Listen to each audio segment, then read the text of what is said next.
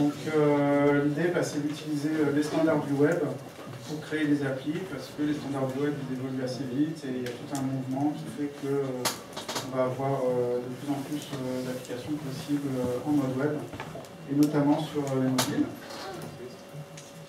Donc pourquoi les standards du web? Donc comme ont dit mes deux collègues précédemment, il y a une grosse fragmentation du marché des mobiles.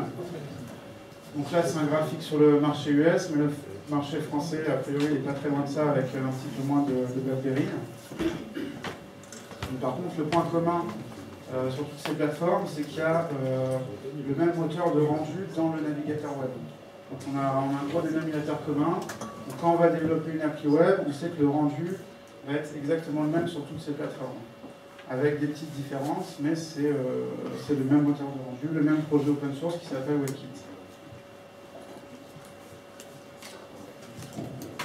Donc le développement web sur mobile, l'avantage c'est que ça va être cross-platform, cross-device, que c'est des technologies qui sont assez faciles à appréhender, assez faciles à tester.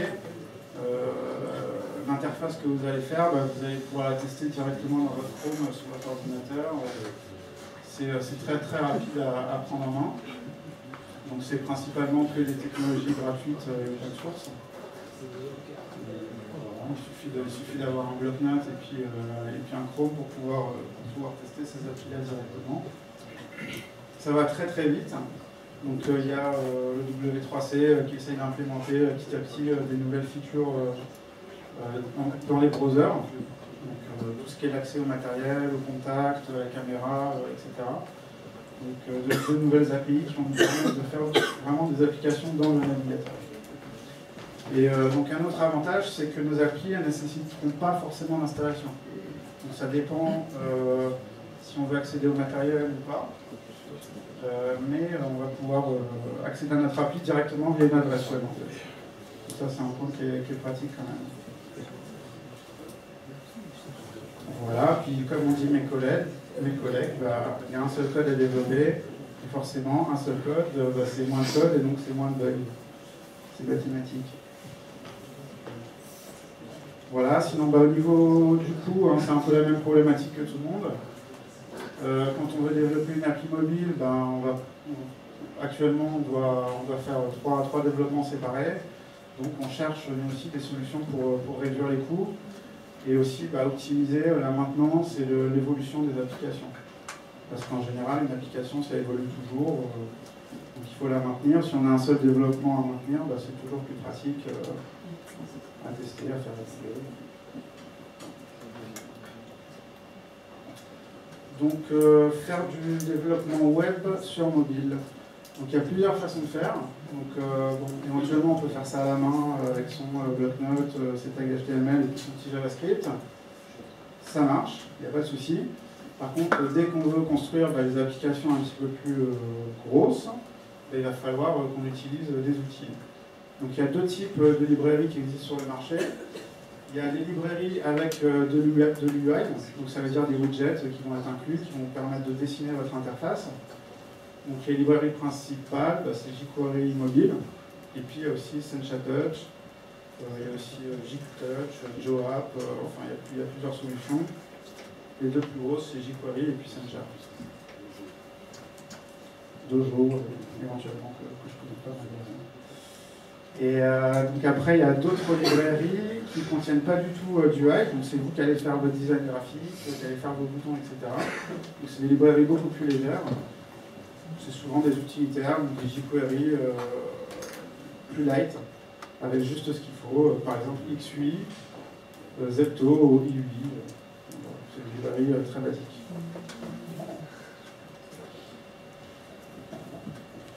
Donc jQuery mobile, tout le monde connaît jQuery, c'est la déclinaison pour le mobile. Donc c'est une petite lib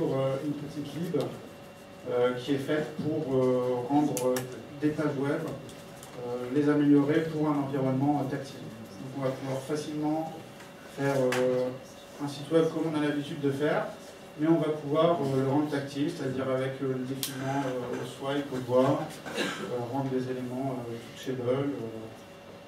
C'est très facile à mettre en œuvre.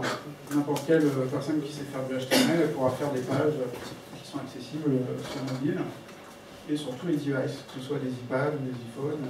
Ça va être vraiment très facile à faire.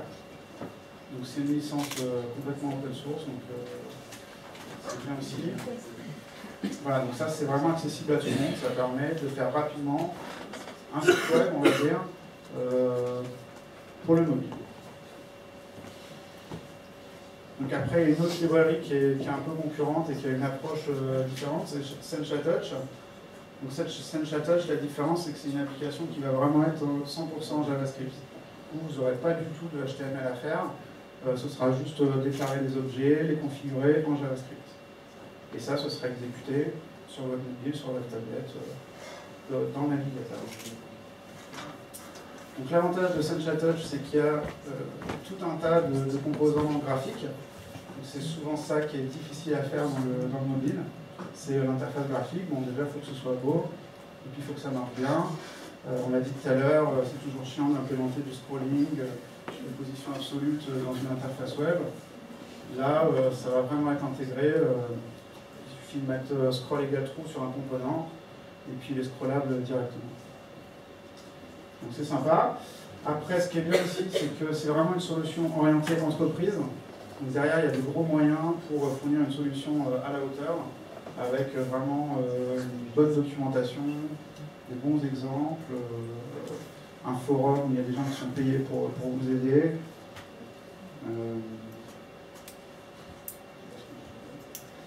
Au niveau de la licence, donc ça a changé il n'y a pas longtemps, donc maintenant c'est gratuit pour l'utiliser même de façon commerciale. Donc vous pouvez créer une appli avec SenchaTouch, vous n'avez rien à payer. Le seul cas où on a payé, c'est quand on intègre SenchaTouch dans un produit qu'on livre. Par exemple, si vous livrez un NAS avec une interface web qui utilise SenchaTouch, il faudra se mettre d'accord avec eux pour payer une licence OEM classique. Quand vous embarquez dans un de vos produits SenchaTouch, il faudra leur reverser une petite dîme. Voilà, donc sinon ce que je peux vous dire, c'est que c'est tout en JavaScript, donc on va vraiment pouvoir créer des objets, les étendre, les modifier, réutiliser les composants de base et les remodifier. C'est vraiment fait de manière extensible et modulaire. Ça c'est quand même assez agréable. D'un projet à l'autre, on va vraiment pouvoir réutiliser les composants. Donc le but de SenchaTouch, c'est vraiment de créer des applications en JavaScript pour tous les mobiles du marché. Voilà, donc on va vous expliquer pourquoi nous, on a choisi Sencha dans notre boulot. Donc dans notre boulot, on nous a demandé de créer des applications web pour mobile. Donc on va vous expliquer pourquoi on a fait ce choix. C'est Gary qui va vous expliquer. Bonsoir. C'est moi qui m'exprime sur le sujet parce qu'il se trouve que ça fait un petit bout de temps que je touche à cette techno. Sencha, c'est une société qui vient pas d'arriver. Ça fait un petit bout de temps qu'ils sont sur le marché. Ils avaient créé au tout début EXTJS, qui est un framework JavaScript qui marche absolument de la même manière que SenchaTouch et qui sert à des applications de desktop extrêmement riches. Donc, ils ont tout d'abord créé un premier framework qui s'appelait EXTJS. Ensuite, parce que les développeurs Java dans les grosses entreprises sont extrêmement présents, ils sont partis sur EXTGWT, qui utilise le framework Java de Google. Ils ont mis en place une doc extrêmement complexe et extrêmement complète, qui va vous permettre de vraiment comprendre comment ça marche. L'intérêt de cette librairie, c'est qu'on n'est pas livré à nous-mêmes avec 3 tutoriaux sur lesquels on débarque et puis on se demande un peu qu'est-ce qu'on va pouvoir faire, etc. C'est vraiment, ils vous poussent à vraiment comprendre l'ensemble. L'ensemble étant très volumineux, ils ont fait beaucoup d'efforts sur justement ce cours d'apprentissage qui est toujours très critique lorsqu'on a un nouveau framework. Chez EXTJS, ils ont fait vraiment des efforts là-dessus. Alors quand on dit juste JavaScript et CSS, c'est vrai, contrairement aux autres frameworks, EXTJS n'utilise pas le HTML lorsque vous développez. Tous les éléments du UI utilisent bien sûr le HTML, parce qu'on est sur un browser web, mais ils sont contenus dans la librairie. Vous pouvez, si vous voulez, les surcharger, les augmenter, les modifier, mais a priori, ce n'est pas le but. Votre but à vous, c'est simplement de les déclarer, les poser dans votre application et ensuite de s'en servir. Naturellement, vous pourrez les modifier à loisir, mais ce n'est pas l'idée. Ensuite, il se trouve que XTJS est une grosse entreprise. Ça n'a pas toujours été une grosse entreprise, mais aujourd'hui ça l'est. Ils sont extrêmement nombreux, extrêmement vigoureux aussi sur le domaine de l'application web. Et ils participent activement à 2 projets fondamentaux pour ceux qui font du développement sur web mobile. C'est WebKit et PhoneWorks.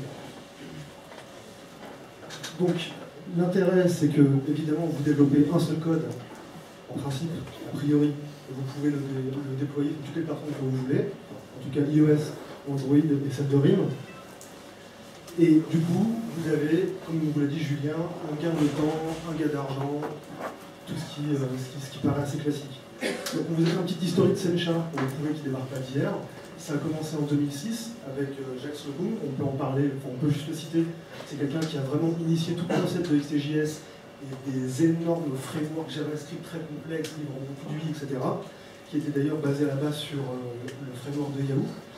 Malheureusement, Jacques Slocum a préféré faire autre chose de son temps et il a quitté Sencha, mais Sencha a continué. Ils ont sorti une version de XT, donc la version desktop de Sencha 2.0, puis la 3.0, qui a énormément d'évolution. Ils ont fait une levée de fonds de 10 millions de dollars. Pour un framework JavaScript, c'est quand même assez énorme. Ce qui a pu leur permettre de racheter d'autres petits projets pour pouvoir justement livrer la version mobile de XTJS, qui est RaphaelJS, JQTouch, TheJIT, qui permet de faire des graphes, si vous voyez ce que c'est, et tout le concept de XTJS. Alors, effectivement, le code de Sencha et le code de XT n'est absolument pas le même. Il n'y a absolument rien à voir, dans le fond. Par contre, l'organisation du framework, la manière dont on s'en sert, même le nom des classes, des widgets, et la manière d'architecturer son code est strictement la même. Donc, si par hasard vous connaissez XTJS, venir à Sencha est extrêmement simple. Ça explique pourquoi nous sommes venus à Sencha, parce que nous faisions de XTJS avant. Donc Sencha Touch, la version 1.0, on a la version désormais 4.0 de XTJS, et va arriver la Sencha Touch 2.0 qui va effectuer un rapprochement entre le code de XTJS desktop et le code des versions mobiles. Alors, qu'est-ce que ça veut dire? Ça veut dire que bientôt, on pourra coder un widget, on pourra coder un bout de code pour faire du desktop, et aussi le réutiliser de la même manière et avec toute la transparence nécessaire dans une application mobile. Depuis que Sencha est devenu Sencha Touch, donc application mobile, ils ont refait une levée de fonds, ils ont récupéré 15 millions de dollars pour pouvoir développer la version 2 de Sencha Touch qui va venir bientôt. Alors, qu'est-ce qui est intéressant dans Sencha Touch? La même chose que dans XTJS, c'est le principe d'avoir du code qu'on va essayer de ne pas mettre à la poubelle une fois l'application terminée. Donc, on va pouvoir étendre une classe déjà faite par EXT ou Sencha. Typiquement, je vais avoir une liste, je vais décider que voilà, ma liste elle va avoir un comportement un peu différent, des événements placés dessus, des choses qui va faire que cette liste livrée par Sencha de base va être dans mon application légèrement customisée, donc on va pouvoir l'étendre. Si j'ai dans mon application, j'ai 3 listes à afficher, je vais pouvoir avoir une liste de base qui contient toutes mes options et éventuellement 3 extensions de cette liste pour pouvoir changer la couleur, changer une classe, changer un événement, peu importe. On a aussi l'override. L'override, ça va nous permettre de dire, voilà, j'ai un comportement d'un bout de code de chez Sencha qui ne me plaît pas beaucoup, et bien je voudrais que dans mon application, ce comportement soit complètement annihilé. Donc je vais recoder ce bout de code, mais je ne vais pas aller éditer la librairie. Je ne vais pas aller dans le code source, je ne vais pas aller mettre mon petit bout de code pourri, qui fera qu'une fois que je voudrais refaire une release et remettre à jour, pour passer par exemple à Sencha Touch 3, et ben je serai bloqué. Là, je vais pouvoir override le code, placer mon code en dehors de la librairie, mais bien écraser la librairie comme il se doit. Et puis la dernière chose intéressante dans la réutilisation du bout de code chez XTJS, c'est le concept de plugin qui va nous permettre de placer du code dans un widget préexistant sans forcément changer son comportement, sans forcément étendre l'objet, mais simplement en lui rajoutant quelques petites features assez simplement sans avoir à tout redéclarer. Ensuite, on a l'organisation du code. On sait que c'est extrêmement important. Lorsqu'on fait des applications riches et complexes, on a envie de pouvoir les lire, mais aussi de pouvoir livrer son code à un autre développeur qui puisse aussi le lire. Et puis, tout simplement, de pouvoir se retrouver dans la structure des fichiers qui peut être vraiment énorme en fonction de l'application qu'on développe. Donc, on a évidemment tout le modèle MVC qui est implémenté dans Sencha, dans XTJS de la même manière. Dans Sencha Touch et dans XTJS 4, ce modèle MVC sera strictement le même. Donc on pourra vraiment avoir du code réutilisable avec des vues qui pourront être réutilisés de la même manière en mobile ou en desktop. Pareil pour les modèles, pareil pour les stores qui sont des collections de modèles, et pareil pour les contrôleurs naturellement, mais pour les contrôleurs c'est un peu difficile de faire des choses réutilisables. Alors, au niveau de l'UI, on retrouve tout ce qu'on va trouver dans les applications natives sur téléphone, c'est-à-dire les listes, les toolbars, les panels. Ce qui est intéressant, c'est qu'on va pouvoir faire ce qu'on ne peut pas faire en web actuellement, c'est-à-dire poser des éléments en position absolue ou position fixe, qui sont naturellement pas faits en CSS, mais calculés en JavaScript au moment du runtime. On a aussi tout un concept de layout qui va nous permettre de placer nos objets et de les organiser d'une manière à peu près correcte, avec des listes horizontales, des listes verticales, des éléments qui vont venir se placer systématiquement au-dessus de nos objets ou en dessous de nos objets. Donc ça, c'est toute la série des layouts qui est proposée par Sencha Touch et qui est extrêmement riche. Et à la différence évidemment de XTJ création desktop, c'est que dans Sencha Touch, tout est basé sur CSS et quasiment pas sur le calcul de JavaScript. On a aussi bien sûr l'implémentation du scrolling. On sait que sous iOS, c'est un peu compliqué de faire du scroll dans une div malheureusement. Et naturellement, Sencha Touch l'implémente assez facilement. Comme a dit Julien, scroll de point trou et c'est parti dans les mots scrollables. La dernière chose qui est très intéressante dans Sencha Touch, on a vu avec nos collègues de Flex ou de Titanium que les templates, le thème de nos applications était plus ou moins fait par défaut. Donc c'est très agréable ça, évidemment, pour développer une appli, on peut se permettre de déclarer un objet, de ne pas se préoccuper de ce à quoi il va ressembler, mais évidemment, c'est une appli métier pour un client. Le client a envie que son template, son thème soit le même que dans ses autres applications métier, desktop, peu importe. Et là, Sencha utilise Compass et SAS pour vous permettre de thèmer extrêmement facilement votre application. C'est-à-dire qu'on va pouvoir changer par exemple la couleur de base de l'application. Aujourd'hui, l'application iPhone, par exemple, l'ensemble est assez bleu ou gris. Je vais pouvoir déclarer que mon application va être rose. Et là, l'ensemble de tout le thème de l'application va passer en rose avec évidemment différentes saturations pour les boutons, différents gradients, différentes nuances, etc. On va être totalement automatique. Alors, un des trucs intéressants chez Sencha, c'est aussi la gestion des données. On a tout un concept pour charger des données qui sont les stores ou les modèles. Le modèle déclarant simplement l'ensemble des attributs qu'on peut attribuer à une donnée, et les stores permettant de récupérer toute une collection de modèles et de pouvoir s'en servir assez facilement. Donc on a bien sûr les stores qui font des loads de data sur le serveur en Ajax, mais aussi en JSON. Vous pouvez lire du JSON comme du XML. Il y a différents types de proxy, vous pouvez taper les API REST, c'est entièrement automatisé, il y a simplement à déclarer le bon nom de store, par exemple REST store, JSON store, etc. Le data binding marche comme dans beaucoup d'autres frameworks JavaScript, pattern MVC, vous allez pouvoir très simplement créer des templates, charger vos data et les mettre à l'intérieur, gérer des événements sur votre HTML, etc. sans aucun problème. Alors, Sencha Touch 2 arrive, malheureusement, là ce soir pour vous faire une démonstration parce que c'est très récent. Nous, on voulait juste vous parler de réellement ce qu'on se connaissait et ce qu'on avait testé. Malheureusement, Sencha Touch 2, on l'a pas vraiment testé, on a pu juste lire les nouvelles features qu'il y avait et s'apercevoir que ça avait l'air de sentir très très bon. Donc on avait un problème sous Sencha Touch 1 sous Android. Malheureusement, les performances n'étaient pas terribles, voire même vraiment pas terribles. Mais là, pour le coup, ils ont fait un gros effort et c'est vrai que ça se ressent. Quand vous scrollez une liste avec énormément d'éléments, il n'y a plus cet effet de lag un peu dégoûtant qu'il y avait, avec un effet clipping un peu dur. Là, ça devient très très fluide et très agréable. Donc on se met vraiment à avoir un rendu, une expérience utilisateur qui est aussi bonne sous iPhone que sous Android. Je vous avoue qu'on a très peu testé BlackBerry, on ne fera pas le avis sur BlackBerry ce soir.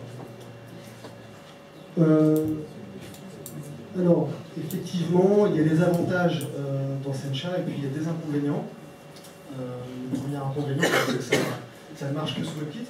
Vous ne pourrez pas développer votre application et faire des tests sous Firefox. Ça ne marchera pas, je ne parle pas d'IE. Effectivement, il y a encore des petits problèmes sous Android au niveau de la rapidité, mais je vous ai dit que là, je vous parle de Sencha Touch 1. Sencha Touch 2 devrait résoudre ces problèmes. Je ne vais pas m'avancer, mais a priori, les gens de Sencha, eux, n'hésitent pas à s'avancer sur le sujet.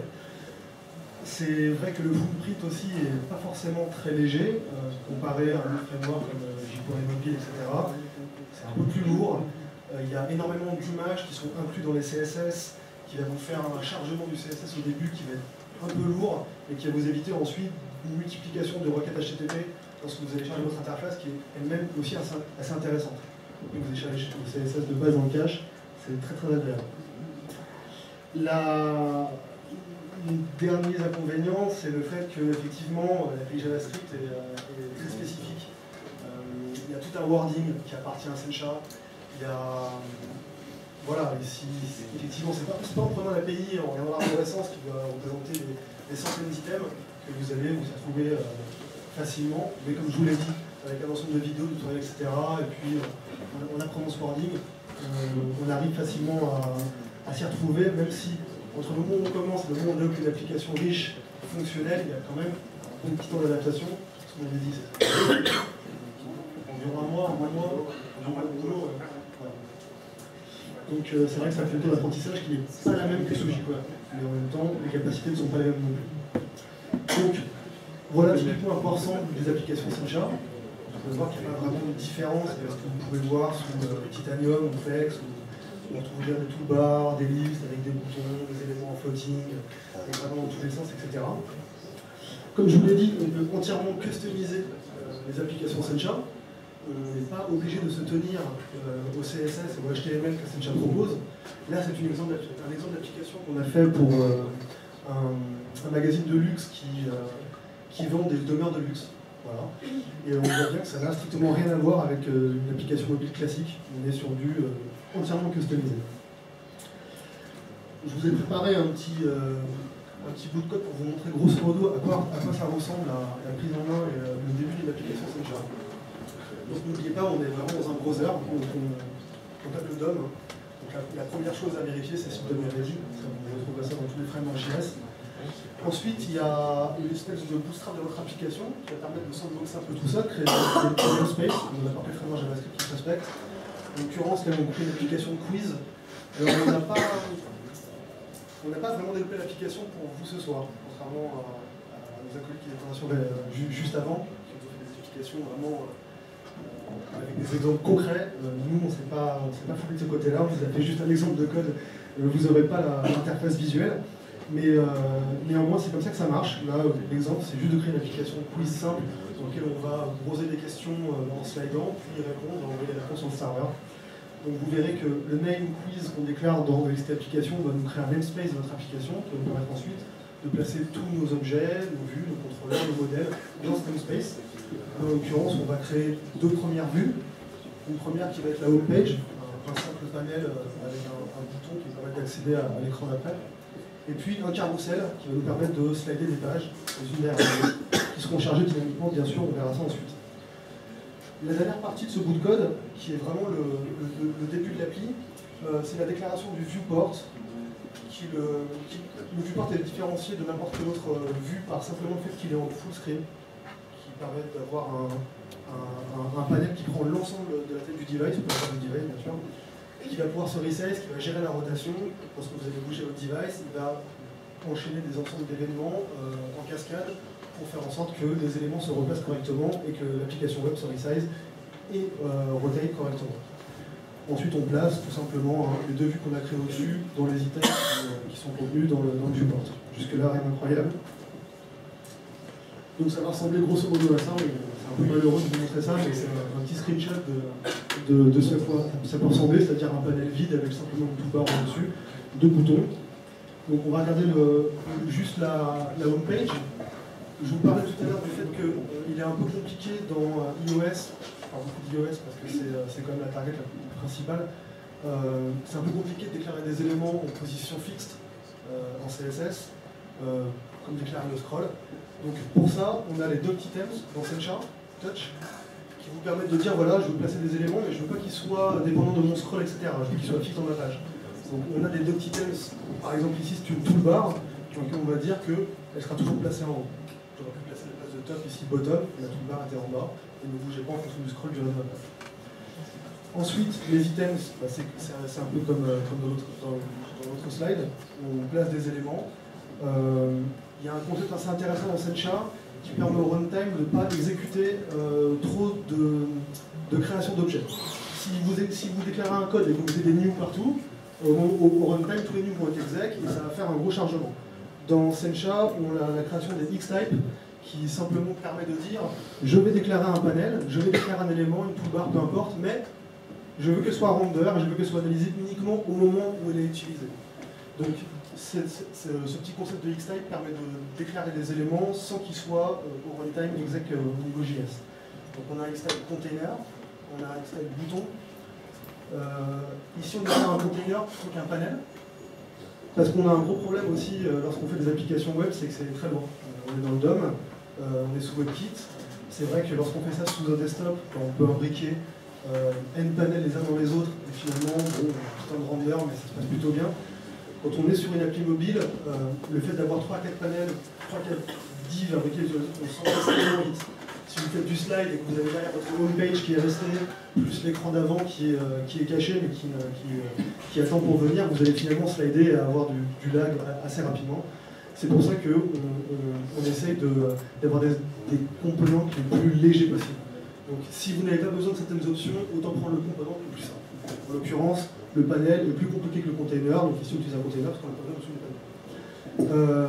Voilà, un bouton, donc ça c'est assez simple, hein. On place une action sur un bouton, hop, ici on va simplement changer de page, on récupère notre viewport, on fait cet active-item, on lui passe l'ID de la vue qu'on a envie de charger, et hop, c'est parti.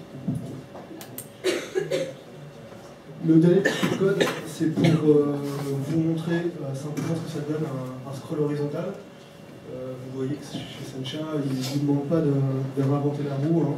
Direction horizontale, ça suffit largement pour signifier la direction du slide. Un petit exemple de templating qui va nous permettre de créer des éléments HTML assez simplement en fonction des datas qui vont être chargées dans ce carrousel. Là par exemple, on crée on bind un petit event et on dit voilà, lorsque mon carrousel va être activé, ce que je voudrais, c'est aller chercher les infos sur le serveur, ramener l'ensemble de mes items, créer mes petits systèmes en mode HTML, qu'on puisse ensuite les browser les uns après les autres. Ben voilà, c'est aussi simple que ça. On load ici les infos sur le serveur depuis le store, et une fois qu'on a les infos, qui sont les records, l'ensemble des modèles qu'on a chargés depuis le serveur, il suffit simplement de faire un petit update de notre vue, qui va utiliser ce template-là pour créer les systèmes les uns après les autres. Donc ça c'est très sympa. Grâce à ça, on a réussi à avoir une application mobile complète. Vous avez absolument tout ce que le mobile peut offrir au niveau interface, donc aucun problème. Le seul souci, c'est que maintenant on a deux restrictions. La première, c'est qu'on ne peut pas attaquer le hardware. Donc l'avantage, c'est qu'on peut taper une URL arriver sur notre application, super. Mais par contre, si on veut utiliser l'accéléromètre, si on veut utiliser le GPS de notre téléphone, c'est juste pas possible. Et puis ensuite, comment est-ce qu'on fait pour que notre application soit téléchargeable depuis le store? C'est vrai que les utilisateurs ont tendance, la plupart du temps, à aller faire des petites recherches sur le store pour télécharger l'appli. Lorsqu'on a une appli web, c'est pas possible. Donc pour ça, il y a une solution, c'est PhoneGap, il y en a d'autres bien sûr, mais c'est ce qu'on utilise. Donc, je vais laisser Julien vous présenter justement ce qui va vous permettre de prendre votre application web et d'en faire une véritable application pour téléphone mobile.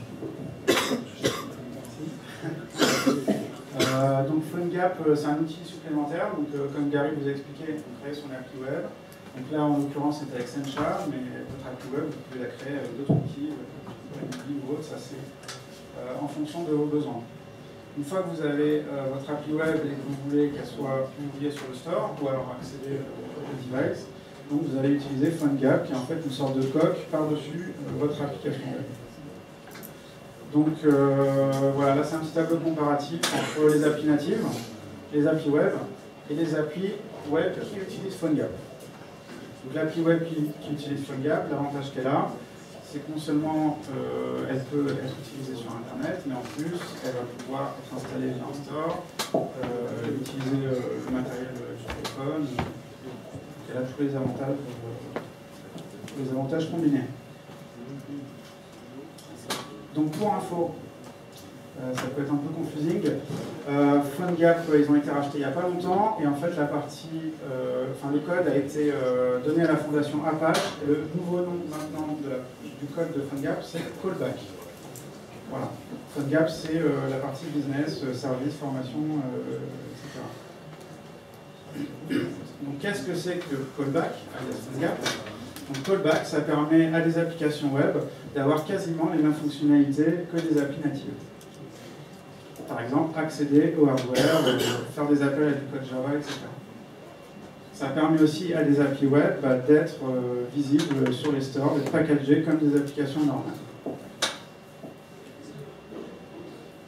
Voilà. Un autre point important quand ils ont lancé le projet, c'est que le but du projet Callback, c'est de ne plus exister.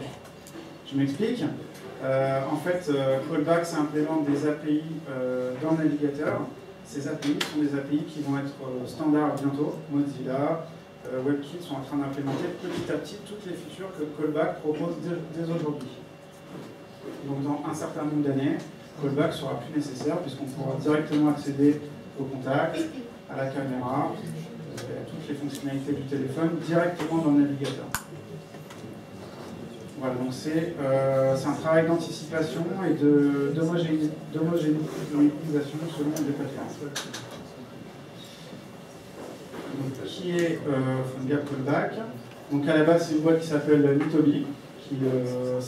Pour info, c'est un projet qui a été développé pendant un peu de temps. Donc c'est un projet qui a commencé un week-end comme ça entre amis. Et puis aujourd'hui, ils se sont fait racheter par Adobe, je ne sais pas combien de millions de dollars. Mais voilà, le mois dernier, ils se sont fait racheter par Adobe pour que la solution PhoneGap soit intégrée directement dans les produits Adobe, dans Dreamweaver par exemple. Donc comment ça marche? C'est assez simple. Il y a une partie code natif, donc dans le cas d'Android, ce sera une partie Java, c'est PhoneGap.jar. Et puis il y a une partie JavaScript que vous allez appeler directement depuis votre appli web. En fait, comment ça se passe? Tout simplement, l'appli native, elle embarque une WebView dans laquelle votre appli web va tourner. Votre appli web va tourner dans une coque d'appli native.